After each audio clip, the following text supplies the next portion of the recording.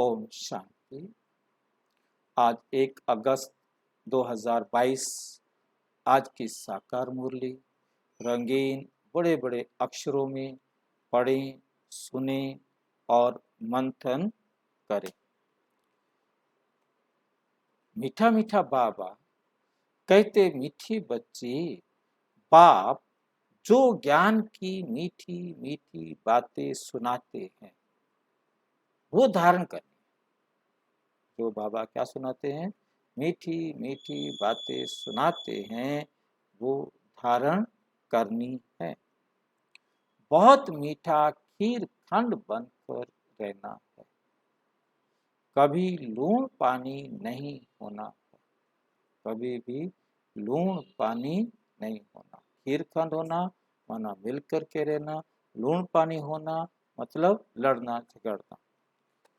प्रश्न, किस महामंत्र से तुम बच्चों को नई राजधानी का तिलक मिल जाता है?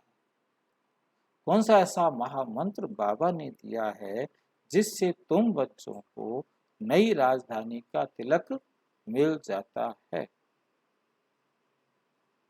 उत्तर, बाप इस समय तुम बच्चों को महामंत्र देते हैं।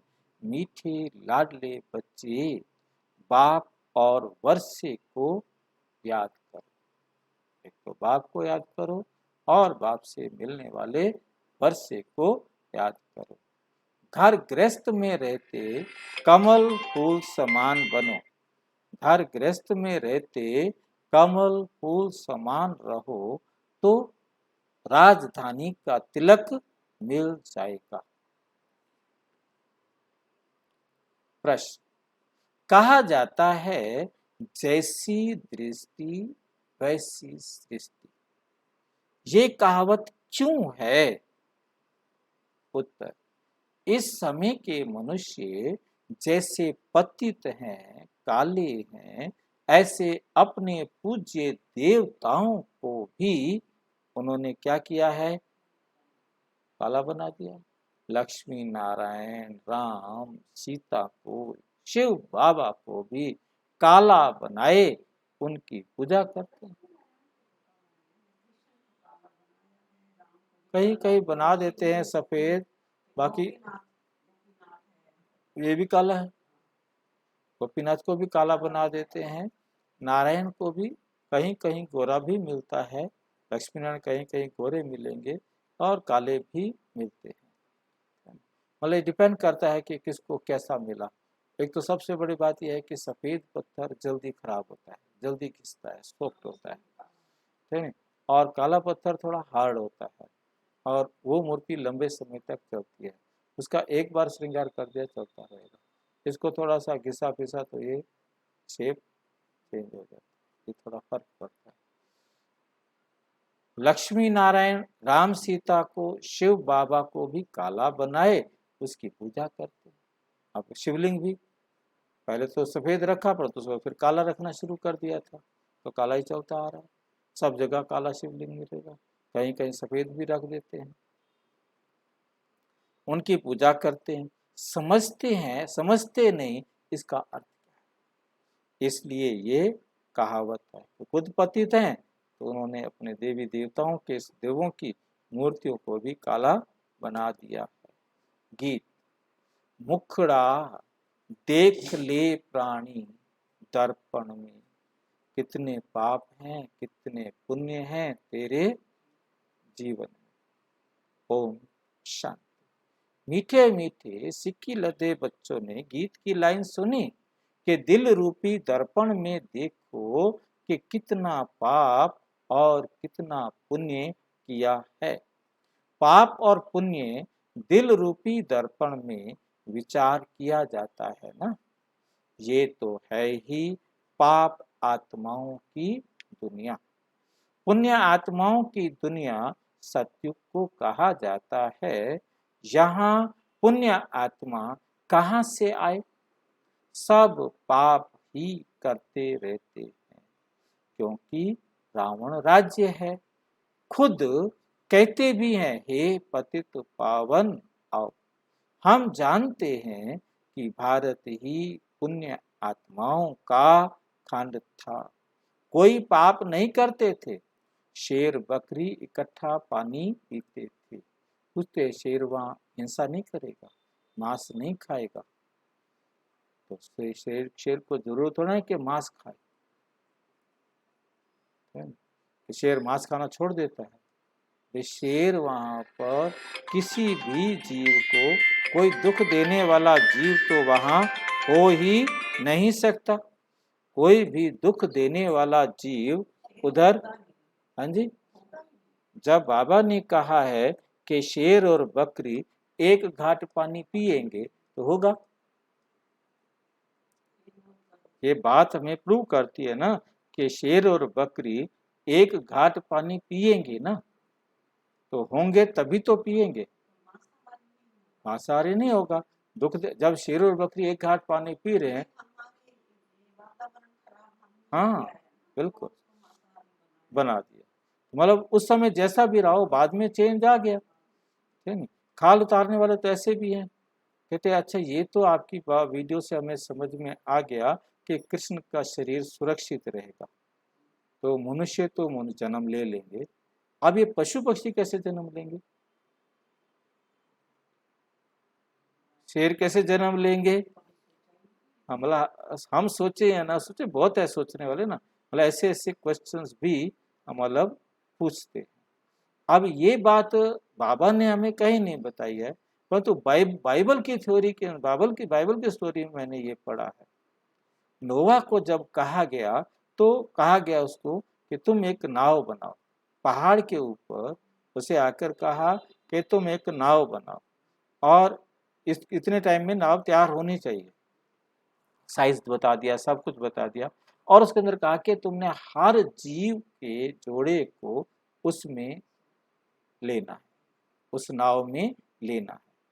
तो वो हर एक जीव के जोड़े को, ऊंट को भी, बकरी को भी, सबको दिखाया कि वो सारे उसी में चढ़ रहे हैं। दिखाना फिल्म में तो आसान है, ठीक है, तो उनको दिखाया कि वो सारे चढ़ रहे हैं, तो सृष्टि चल पड़ी। अब ये सुरक्षित तो रहेंगे कि इनके तो हमारे बंकर्स बन गए, वहाँ ये मनुष्य तो सुरक्षित हो जाएंगे, चलो जो पहले पहले जन्म में आने वाले हैं वो भी कोई ना कोई तरीका होगा, उनका भी कोई ना कोई सुरक्षित रहने का आधार होगा, है ना? क्योंकि एकदम बिना किसी उसके शेर कैसे पैदा हो जाएगा, बकरी कैसे पैदा हो जाएगी? चलो ये तो बच गए, पक्षी कैसे आ जाएंगे, जीव जंतु सारे और भी तो चाहिए ना, वो सब कैसे सुरक्षित रहेंगे?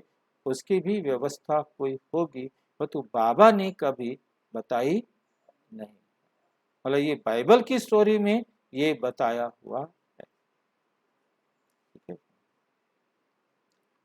शेर बकरी इकट्ठा पानी पीते थे। अब जब ये बात बाबा कह रहे हैं तो खीर खंड थे, मिलकर के रहते थे, मिलकर रहते थे, इसका मतलब उसे मांस खाने का, जीवित पशु को, मरे हुए को खाता होगा, परंतु जीवित को नहीं खाता होगा, क्योंकि जंगली जानवर कोई भी मर गए, हो सकता है शेर मरे हुए को खाता हो, है नहीं, जीवित को ना खाता हो, मतलब अटैक नहीं करेगा, किसी को दुख नहीं देगा। अब जैसे कुत्ता है, मांसाहार है, परंतु किसी को मारे, बकरी को मारे, उसको मारे, आजकल तो मार सकता है, लड़ाई कर सकता है, परंतु वैसे नहीं करेगा, है ना? वैसे नहीं खाएगा, ऐसे नहीं कि अटैक करे किसी के ऊपर। शेर बकरी इकट्ठा पानी पीते थे, खीर खंड थे, मिल करके रहते थे। बाप भी कहते बच्चे खीर खंड बनो, पुण्य आत्माओं की दुनिया में तमो प्रधान आत्मा कहाँ से आए? जब है पुण्य आत्माओं की दुनिया, तो वहां से तमो प्रधान आत्माएं कहाँ से आए? अभी बाप ने रोशनी दी है, तुम जानते हो कि हम सो सतो प्रधान देवी देवता थे, उन्हों की महिमा ही है सर्वगुण संपन्न, 16 कला संपूर्ण, संपूर्ण निर्विकारी, मर्यादा पुरुषोत्तम। हम खुद भी उनकी महिमा करते हैं। मनुष्य कहते हैं मुझ निर्गुण हारे में कोई गुण नहीं, आप पे ही तरस परोई। प्रभु आप आकर जब हम पर तरस करो, तब हम भी ऐसा बन सकते हैं। ये आत्मा ने कहा, आत्मा समझती है इस समय हम पाप आत्मा हैं, पुण्य आत्मा तो देवी देवताएं हैं जो पूजे जाते हैं। सभी जाकर देवताओं के चरणों पर झुकते हैं। साधु संत आदि भी तीर्थों पर जाते हैं। अमरनाथ श्रीनाथ द्वारे जाते हैं। तो ये है पाप आत्माओं की दुनिया। भारत ही पुण्य आत्माओं की दुनिया थी जब लक्ष्मी नारायण का राज्य था। उनको ही कहा जाता है स्वर्ग। लक्ष्मी नारायण के राज्य को कहा जाता है स्वर्ग। मनुष्य मरते हैं तो कहते हैं स्वर्ग गया, परंतु स्वर्ग है कहाँ? स्वर्ग है कहाँ? स्वर्ग जब था तब सतयुग था। ये तो उनको पता ही नहीं है। मनुष्यों को तो जो आता है सो कह देते हैं कि अब स्वर्ग कहाँ है, जब सतयुग होगा तब स्वर्ग होगा। समझते कुछ भी नहीं। स्वर्ग में गया अच्छा तो जरूर नरक में था।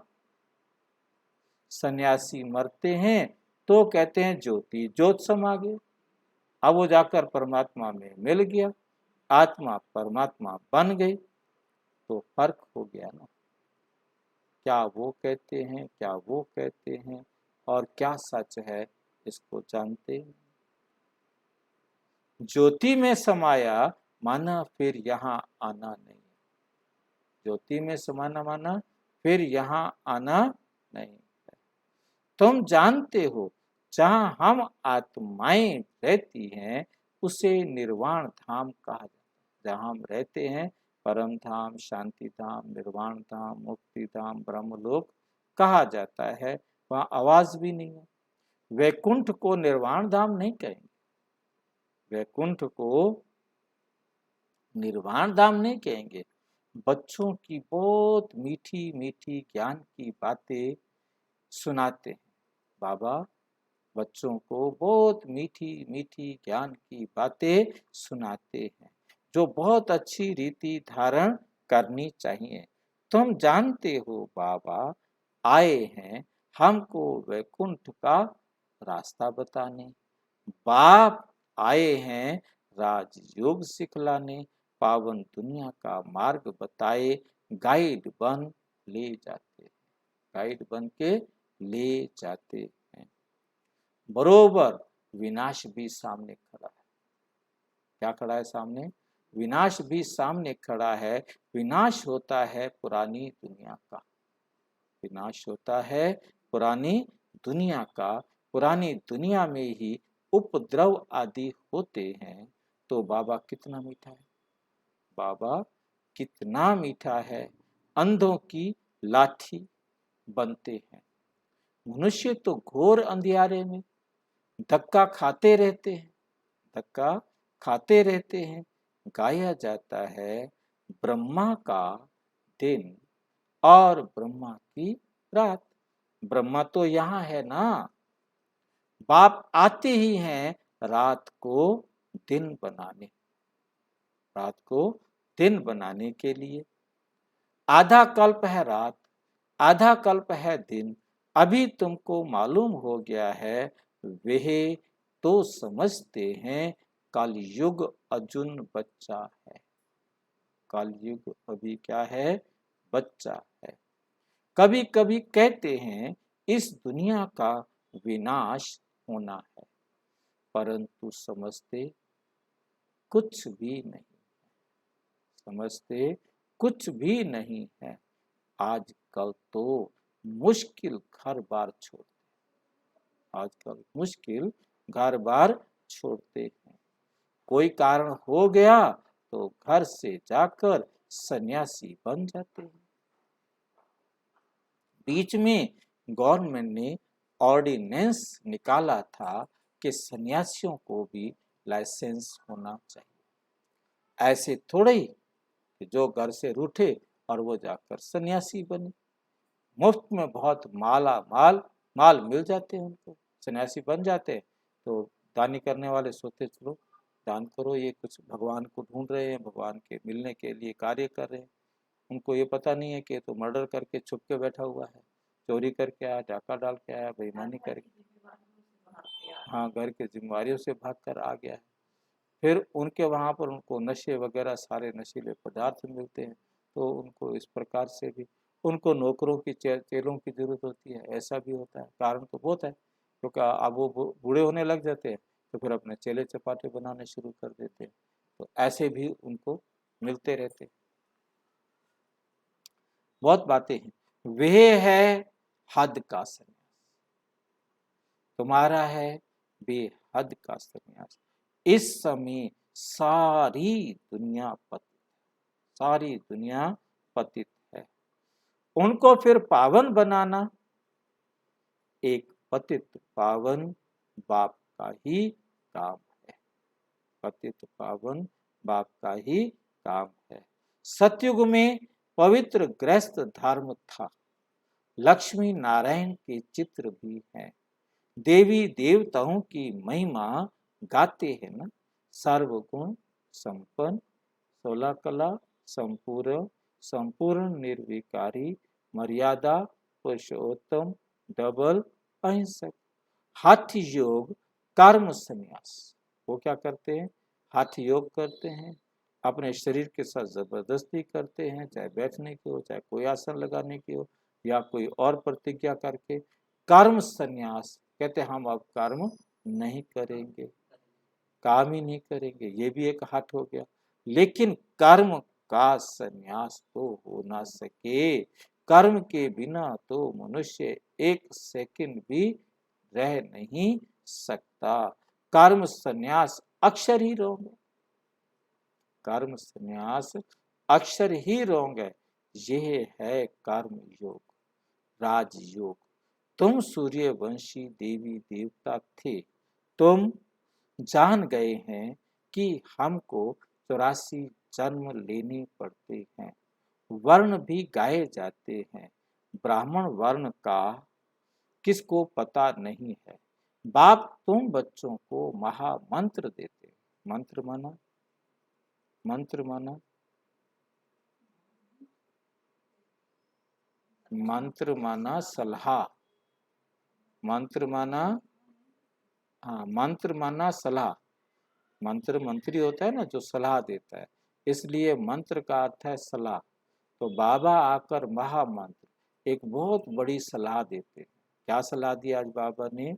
कि बाप और वर्षे को याद करो, एक बाप को याद करो और एक बाप से मिलने वाले वर्षे को याद करो। ये सलाह है, ये सलाह दी है। अब इस सलाह को हमने अपने जीवन में लाना है, ना कि बैठकर रटे कि बाप और वर्षे को याद करो, बाप और वर्षे को याद करो। ये रटने की जरूरत नहीं। तो तुमको राजधानी का तिलक मिल जाएगा। बाप को याद करो और बाप के वर्षे को याद करो। बाप को याद करने का मतलब हमें समझ में आया कि बाबा की श्रीमत पर चलो, और वर्षे को याद करना माना अपने लक्ष्य को याद करना, क्योंकि लक्ष्य याद होगा तो पुरुषार्थ करेंगे, लक्ष्य याद नहीं होगा तो पुरुषार्थ नहीं करेंगे। तो तुमको राजधानी का तिलक मिल जाएगा। मीठे मीठे लाडले बच्चे घर गृहस्थ में रहते, कमल फूल समान पवित्र रहो।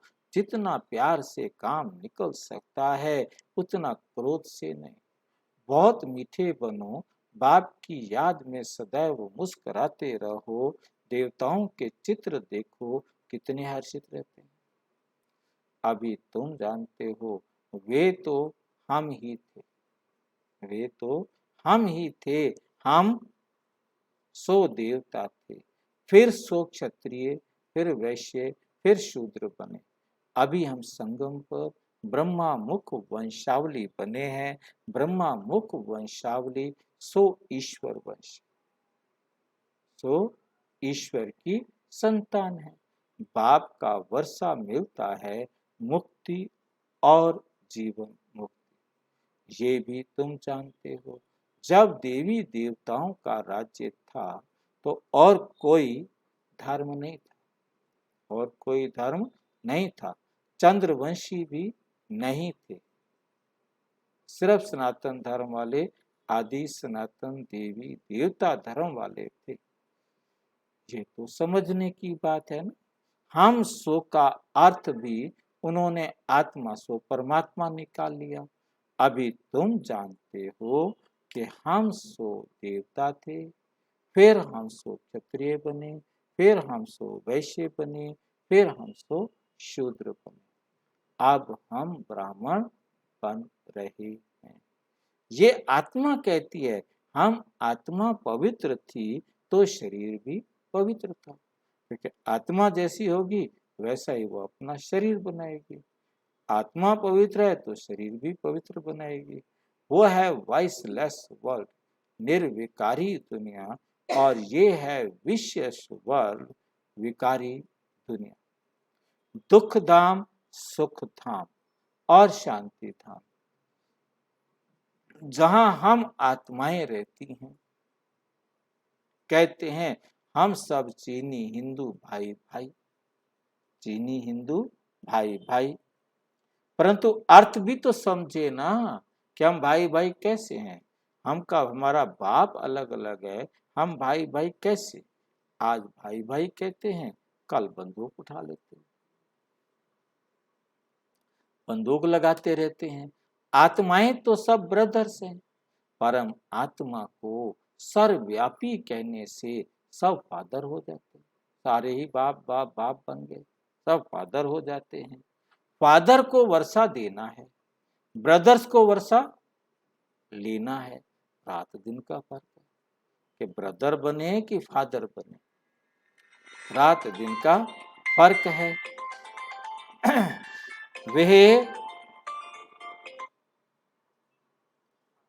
वे तो पतित पावन है ना, उनसे ही पावन बनना है। हम मनुष्य से देवता बनने चाहते हैं। ग्रंथ में भी है, मनुष्य से देवता किए करत न लागे बार, गाया भी जाता है सेकंड में जीवन मुक्ति। हम देवताएं जीवन मुक्त थे, अभी जीवन बंद बने हैं, अभी हम जीवन बंद बने हैं। रावण राज्य द्वापुर से शुरू होता है, फिर देवताएं वाम मार्ग में जाते हैं। ये निशानियां भी रखी हैं। जगन्नाथपुरी में देवताओं के बहुत गंदे चित्र हैं। आगे तो वो समझ में नहीं आता था, अब कितना समझ में आया है। वंडर खाते थे कि देवताओं के ऐसे गंदे चित्र यहाँ कैसे लगे हैं, क्यों ऐसे लगे हुए हैं। और अंदर काला जगतनाथ, अंदर काला जगतनाथ बैठा है। श्रीनाथ द्वारे में भी काले चित्र दिखाते हैं। ये किसको पता नहीं कि जगन्नाथ की शक्ल काली क्यों दिखाई, जगन्नाथ की शक्ल काली क्यों दिखाई है। कृष्ण के लिए तो कहते हैं कि उनको सर्प ने डसा। राम को क्या हुआ, नारायण की शक्ल भी काली बना दी, शिवलिंग भी काला बना दिया, सब काला ही काला दिखाते हैं। जैसी दृष्टि वैसी सृष्टि, इस समय है ही सब पतित काले, तो भगवान को भी काला बना दिया है। पहले पहले शिव की पूजा करते थे, हीरों का लिंग बनाते थे, सबसे पहले हीरे का ही लिंग बनाया था। अब वे सब चीजें गायब हो गई हैं। ये तो मोस्ट वैल्यूएबल चीजें हैं। पुरानी चीज का मान कितना होता है। पूजा शुरू हुए 2500 साल हुए, तो इतने पुराने होंगे और क्या। कोई भी चीज 2500 साल पुरानी ज्यादा होगी, 2000 साल पुरानी होगी, 2200 साल पुरानी होगी, क्योंकि मंदिर तो 2500 साल के अंदर बाद ही बने, पहले तो कोई मंदिर है ही नहीं, बचा ही नहीं है कोई चीज। पुराने पुराने चित्र देवी देवताओं के हैं, ये फिर कह देते लाखों वर्ष के, ये फिर क्या कह देते हैं, लाखों वर्ष के हैं। अभी तुम जानते हो 5000 वर्ष पहले भारत स्वर्ग था। अभी कलयुग है, विनाश सामने खड़ा है, सबको जाना है, बाप ही सबको ले जाते हैं। ब्रह्मा द्वारा तुम ब्राह्मण बने, फिर तुम देवताएं पालना करेंगे। ये बातें कोई भागवत गीता में नहीं है, ना किसी भागवत में है, ना ही किसी गीता में। बाप कहते हैं ये नॉलेज गुम हो जाती है। लक्ष्मी नारायण तो त्रिकालदर्शी नहीं है, लक्ष्मी नारायण तो त्रिकालदर्शी नहीं है। फिर ये ज्ञान परंपरा कैसे चल सकता है? तुम ही इस समय त्रिकालदर्शी हो, तुम ही इस समय क्या हो? त्रिकालदर्शी हो। सबसे अच्छी सेवा इस समय तुम करते हो, तो तुम हो सच्चे सच्चे रूहानी सोशल वर्कर, समाज की सेवा करने वाले। तुम अभी आत्म अभिमानी बनते हो। आत्मा में जो खाद पड़ी है वह निकले कैसे? वो निकले कैसे? बाप जहरी भी है ना। सोना में आयरन की खाद पड़ते पड़ते अब आत्मा बिल्कुल पतित हो गई है। आप पावन कैसे बने? बाप कहते हैं हे आत्मा माम एकम याद करो। पतित पावन पाप श्रीमत देते हैं। भगवानोवाच हे आत्माएं तुम्हारे में खाद पड़ती है। अभी तुम पतित हो। पतित फिर महात्मा थोड़े ही हो सकते, पतित फिर महात्मा थोड़े ही हो सकते हैं। एक ही उपाय है। क्या उपाय है? मामेकम याद करो, एक मुझे याद करो, अर्थात मेरी श्रीमत पर चलो। इस योग अग्नि से तुम्हारे विकर्म दग्ध होंगे, क्योंकि ये मेहनत वाला काम है। जब मेरी श्रीमत पर चलेंगे तो तुम्हारे क्या होंगे? योग अग्नि से पाप सारे जल जाएंगे। कितने आश्रम हैं दुनिया में? कितने आश्रम हैं? अनेक प्रकार के हठ योग के चित्र लगे हुए हैं। हर एक अपने अपने प्रकार के योगासन क्रियाएं सिखाते हैं, योग की विधियां सिखाते हैं। और ये है योग अथवा याद। योग की जगह पर कौन सा शब्द यूज किया? याद। मतलब योग में और याद में अंतर है। बाबा तो कई मुद्दों में बड़ा साफ कहते हैं कि योग मत कहो, याद कहो, या याद की। हाँ, और बाबा कहते हैं योग नहीं कहो, याद कहो, क्योंकि योग से बुद्धि उधर जाती है जो दुनिया वाले सिखाते हैं। क्योंकि बैठा हुआ है ना दिमाग में, तो मेडिटेशन भी शब्द जब बोलते हैं तो उनके दिमाग में ये आता है कि हमें कुछ बिठाएंगे, क्रियाएं कराएंगे। यहाँ बैठने बिठाने का कोई मतलब ही नहीं, वहाँ योग ही नहीं है। ये है योग अथवा याद की भट्टी। बल गृहस्थ व्यवहार में रहो, भोजन आदि बनाओ, बच्चों की संभाल करो। अच्छा, सवेरे तो टाइम है ना। कहा भी जाता है राम सिमर प्रभात मोरे मन, और सवेरे सवेरे राम का, प्रभु का सिमरन करो। आत्मा में बुद्धि है, भक्ति भी सवेरे करते हैं। तुम भी सवेरे उठ बाप को याद करो, तो क्या होगा? विकर्म विनाश होंगे, सारा किचड़ा निकल आत्मा कंचन बन जाएगी। फिर काया भी कंचन मिलेगी। आत्मा प्योर है, शुद्ध है, तो शरीर भी क्या मिलेगा? शुद्ध मिलेगा। अभी तुम्हारी आत्मा 2 कैरेट भी नहीं, 24 कैरेट में से 2 कैरेट भी नहीं है। भारत के देवी देवताओं के 84 जन्मों का हिसाब लेना पड़े। वर्ल्ड की हिस्ट्री ज्योग्राफी रिपीट होती है, परंतु आयु कितनी है ये जानते नहीं। कल्प की आयु को ही नहीं जानते कि कल्प कितने समय का है।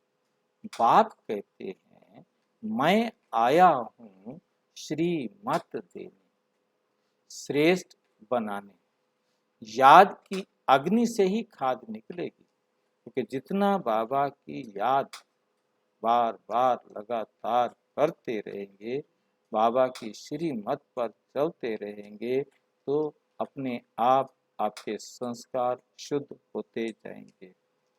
और कोई तरीका नहीं है, और कोई उपाय नहीं है। बच्चों को बहादुर बनना है, डरो मत। जिनका रक्षक खुद भगवान बाप बैठा है, उनको किससे डरना है। तुम्हें कोई श्राप आदि क्या देंगे? तो कहते गुरु जी श्राप ना दे देंगे। तो बाबा कहते तुम्हें कोई श्राप आदि क्या देंगे? कुछ भी नहीं, ना तो वरदान दे सकते, ना वो श्राप दे सकते। ना उनको पता वरदान क्या है, ना उनको पता श्राप। वह कह देते मेरा श्राप लगे तेरे को, कीड़े पड़े, ये पड़े, वो पड़े। ऐसे कहने से कोई किसी को हो जाए, वो तो समझ लेगा होता है। अच्छा, मीठे मीठे सिक्की लदे बच्चों प्रति माता पिता बाप दादा का याद प्यार और गुड मॉर्निंग। रूहानी बाप की रूहानी बच्चों को नमस्ते। हम रूहानी बच्चों की रूहानी बाप दादा को नमस्ते नमस्ते। धारणा के लिए मुख्य सार नंबर 1, कोई भी काम प्यार से निकालना, क्रोध से नहीं। बाप की याद में सदा हर्षित रहना है, सदा देवताओं जैसे मुस्कुराते रहना है। आत्मा में जो खाद पड़ी है वह याद की अग्नि से निकालनी, याद की अग्नि से निकालनी है। विकर्म विनाश करने हैं, बहादुर बन सेवा करनी है, डरना नहीं है। वरदान, सर्व कर्म इंद्रियों को लॉ और ऑर्डर प्रमाण चलाने वाले मास्टर सर्वशक्तिमान भव। मास्टर सर्वशक्तिमान राजयोगी वे हैं जो राजा बनकर अपनी कर्म इंद्रियों रूपी प्रजा को लॉ और ऑर्डर प्रमाण चलाए। जैसे राजा राज्य दरबार लगाते हैं, ऐसे आप अपने राज्य कारोबारी कर्म इंद्रियों की रोज दरबार लगाओ और हालचाल पूछो कि कोई भी कर्मचारी ऑपोजिशन तो नहीं करते, सब कंट्रोल में है। जो मास्टर सर्वशक्तिमान है, उन्हें एक भी कर्म इंद्रिय कभी धोखा नहीं दे सकती। स्टॉप कहा तो स्टॉप, रुक जाओ कहा तो रुक जाओ। स्लोगन, समय पर सर्व शक्तियों को कार्य में लगाना ही मास्टर सर्वशक्तिमान बनना है। अच्छा, आज है मातेश्वरी जी के अनमोल महावाक्य। एक ही सेकंड में ज्ञान प्राप्त करना, ज्ञान एक ही सेकंड में प्राप्त करना। वास्तव में ज्ञान प्राप्त तो एक ही सेकंड का काम है, परंतु अगर मनुष्य एक सेकंड में समझ जाए तो उनके लिए एक ही सेकंड लगता है। सिर्फ अपने स्वधर्म को जान जाए कि मैं असल में शांत स्वरूप आत्मा हूँ और परमात्मा की संतान हूँ।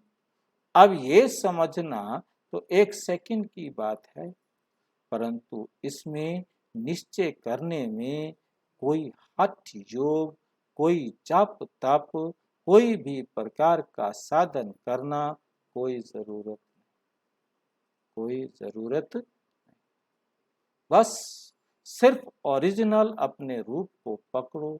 बाकी हम जो इतने पुरुषार्थ कर रहे हैं वो किसके लिए, किसके लिए? अब इस पर समझाया जाता है, हम जो इतना पुरुषार्थ कर रहे हैं वो सिर्फ इतनी बात पर ही कर रहे हैं जैसे अपनी प्रैक्टिकल जीवन को बनाना है। तो अपनी इस बॉडी कॉन्शियस से पूरा निकलना है। यदि हमने अपने जीवन बनानी है तो आत्मा बनाएगी ना। आत्मा पवित्र बनेगी तो शरीर भी पवित्र बनेगा। तो आत्मा को पवित्र बनाना है तो शरीर से अपनी बुद्धि निकालनी है, वरना शरीर सारा दिन रोटी लाओ, पानी लाओ, परिवार लाओ, ये लाओ, वो लाओ, दुनिया में घुसा रहता है। तो हम अपने आप को सुधार सकते ही नहीं, क्योंकि यहाँ तो मेन बात है, बाबा कहते कि तुम्हारा चरित्र सुधरना, तुम्हारा चरित्र श्रेष्ठ बनना चाहिए, तब तो वो बॉडी भी श्रेष्ठ मिलेगी। चरित्र ही खराब होगा तो शरीर कहाँ से श्रेष्ठ बनेगा। असल में सोल कॉन्शियस रूप में स्थित होने व इन देवी गुणों को धारण करने में मेहनत अवश्य लगती है, मेहनत अवश्य लगती है। इसमें हम हर समय हर कदम पर सावधान रहते हैं। अब जितना हम माया से सावधान रहेंगे तो फल कितनी भी घटनाएं सामने आएंगी मगर हमारा सामना नहीं कर सकेंगी। माया सामना तब करती है जब हम अपने आप को विस्मृत करते हैं, भूल जाते हैं।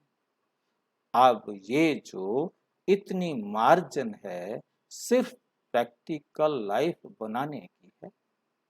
जो भी हमें टाइम मिला है वो इसी बात का मिला है ताकि हम अपनी प्रैक्टिकल जीवन बनाएं।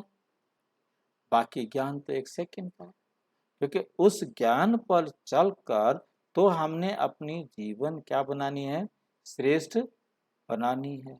धीरे धीरे बनाते बनाते हमारा निश्चय पक्का होता जाएगा। जितना निश्चय बुद्धि होते जाएंगे उतना ही ज्ञान की धारणा करने में सहज होता जाएगा। मातेश्वरी जी के अनमोल महावाक्य, ये ईश्वरीय ज्ञान है, ना कि अपनी समझ या कल्पना। दुनिया वाले कहते हैं जो तुम कहते हो तुम्हारी अपनी समझ है, कल्पना, बाकी ऐसा किसी वेद शास्त्र में कहीं लिखा ही नहीं है। तो मम्मा समझा रही हैं कि ये ईश्वरीय ज्ञान है, ये हमारी समझ या कल्पना नहीं है।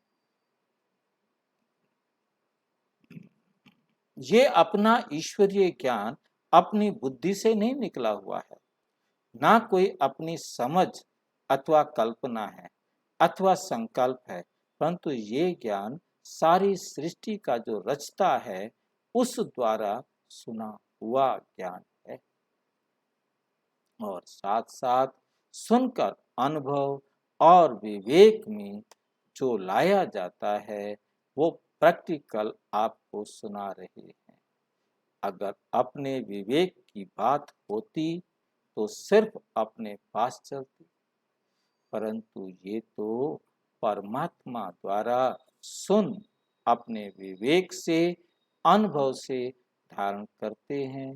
जो बात धारण करते हैं वो जरूर जब विवेक और अनुभव में आती है तब अपनी मानी जाती है, तब अपनी मानी जाती है। ये बात भी इन द्वारा हम जान चुके हैं।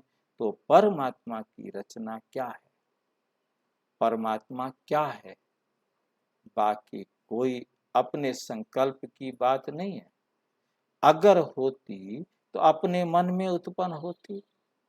इसलिए जो अपने को स्वयं परमात्मा द्वारा मुख्य धारणा योग्य पॉइंट मिली हुई है वो है मुख्य योग लगाना।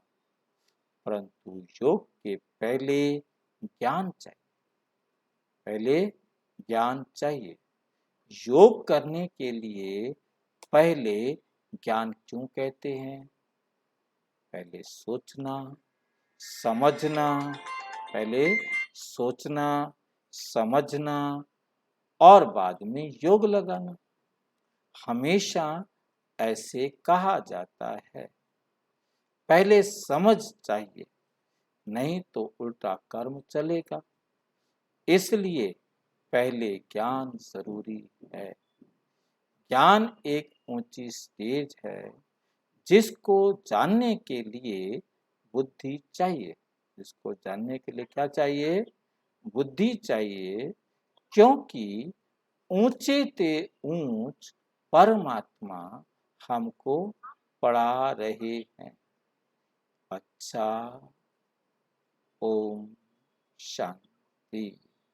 और विस्तार से जानने के लिए विश्व में 140 देशों में प्रजापिता ब्रह्मा कुमारी ईश्वरीय विश्वविद्यालय के किसी भी सेवा केंद्र पर संपर्क करें। और यदि कोई प्रश्न है तो 9213106986 पर केवल टेलीग्राम करें। 9650692270 पर केवल व्हाट्सएप करें, फोन नहीं। ओम शांति।